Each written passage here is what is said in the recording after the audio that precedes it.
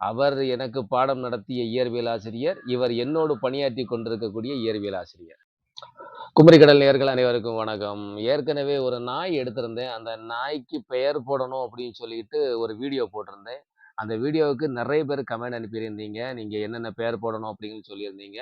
அதாவது இந்த வீடியோவ நான் Facebookல போட்டிருந்தேன், Instagramல போட்டிருந்தேன், YouTubeல போட்டிருந்தேன். 3லயுமே நிறைய பேர் கமெண்ட் அனுப்பியிருந்தீங்க. இப்ப நம்ம என்னன்னா Facebookல இருக்கக்கூடிய கமெண்ட்ட நம்ம வாசிக்க போறோம்.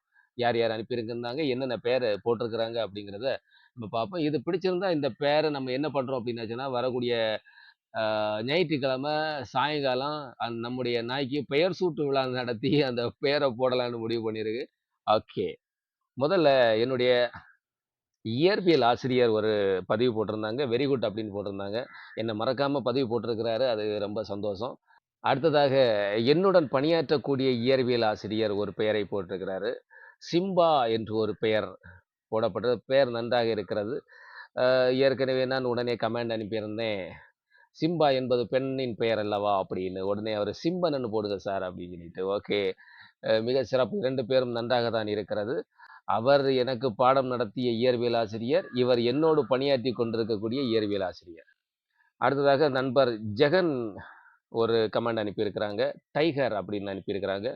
டைகர் என்கிற பெயரில் நான் ஏற்கனவே வளர்த்துருந்தேன். அதாவது நான் 4த், 5த் படித்த சமயத்தில் வீட்டில் ஒரு டாக் வளர்த்துருந்தோம். அதுக்கு பேர் டைகர்.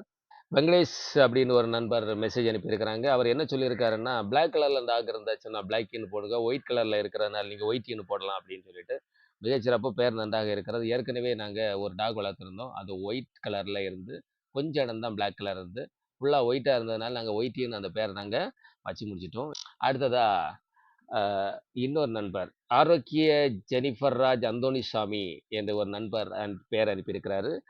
அவரு அழகான ஒரு பெயர் அனுப்பியிருக்கிறாரு. குஞ்சுமோன் அப்படின்னு ஒரு பெயர் அனுப்பியிருக்கிறாரு. பெயர் அருமையாக இருக்கிறது. இந்த பெயரை நம்ம பயன்படுத்துறதில் கொஞ்சம் சிரமம் இருக்குது.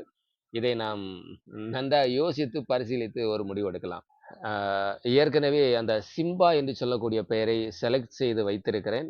இனி அடுத்ததாக யூடியூப்ல என்னென்ன பெயர் வந்திருக்கு அப்படிங்கிறத பார்த்து அதிலிருந்து ஒரு சில பெயர், அப்புறம் இன்ஸ்டாகிராம்ல என்னென்ன பெயர் வந்திருக்கு அப்படிங்கிறத பார்த்து அதிலிருந்து ஒரு பெயரை எடுத்து, அதன் பிறகு ஃபைனலைஸ் பண்ணி ஞாயிற்றுக்கிழமை கண்டிப்பாக விழா எடுக்கிறோம். பெயர் சூட்டு விழா நடத்துகிறோம். மகிழ்ச்சி.